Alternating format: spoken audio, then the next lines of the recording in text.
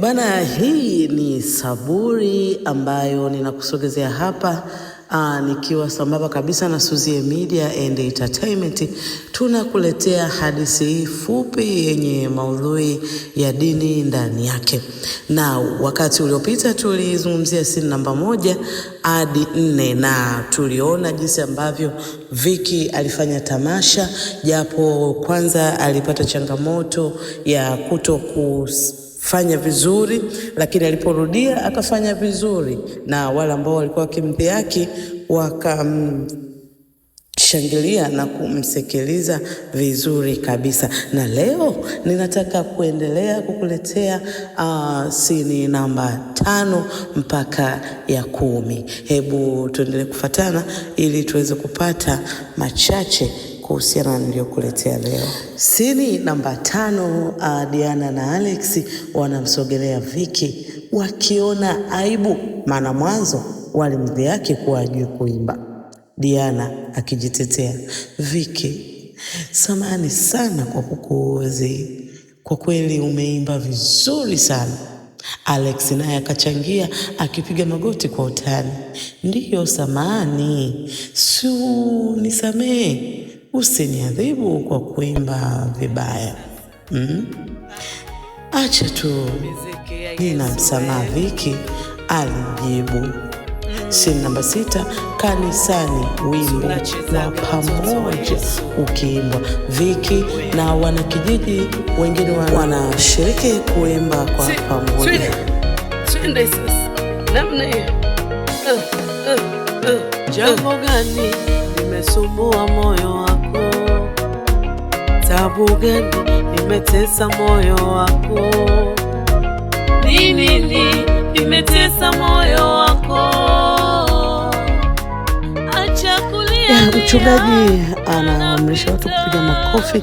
Amen, na Mungu awabariki. Tunaenda scene namba 7, Vicky akiwa na mazungumzo na Joe.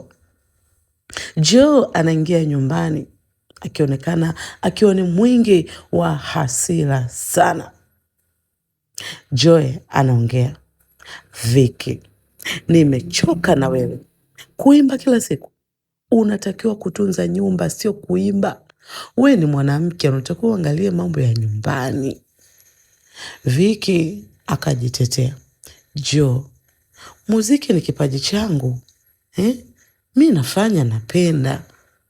Joe akakita miguu, hapana Vicky, utakuwa mwimbaji wa injili tu. Acha swala hayo ya ajabu bwana, utaimba wewe. Ni hivi, utakuwa mwimbaji lakini mpaka pale nitakaporuhusu. Si unanielewa? Achana na hayo maswala. Mimi ndo kichwa, lazima unisikilize ni nini ambacho ninaongea. Scene namba 8, shuleni, mwalimu wa muziki. Mwalimu wa muziki anamsogelea Vicky. Mwalimu anaongea, Vicky, una kipaji kikubwa, unatakiwa kuendelea kuimba. Vicky huku akionyesha mwenye moyo wa shukurani sana, asante sana mwalimu. Lakini Joe hataki. Mwalimu, Vicky, usimruhusu mtu amue hatima yako. Mungu ana matumaini makubwa kwako. Kwa nini uruhusu watu waamue kuhusu hatima yako? Scene namba 9, tukiwa kanisani, mchungaji anazungumza na Vicky.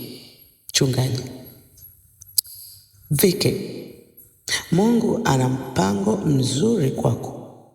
Usikate tamaa. Mungu anakujua hata kabla.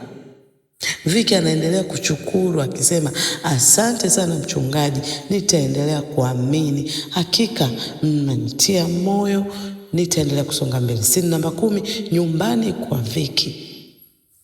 Changamoto mpya inaibuka. Vicky anapokea barua ya kukataliwa kwa ajili ya kuimba kwenye tamasha kubwa akiwa nyumbani kwake. Vicky anapokea ile kwa vilio, mama, nimekataa. Mama, mimi nimekataa hii kitu. Kwa nini hii kitu inakuja kwangu?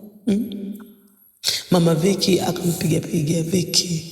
Mungu ana mpango bora zaidi, na sio kila baya linalokuja ulichukulie kwa ubaya.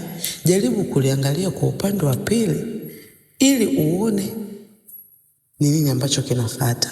Ni sawa umpata barua ya kukataliwa kwenye hiyo tamasha kubwa, lakini bado una kila sababu ya kuendelea kuchangamka ili uweze kuangalia ni kwa namna gani.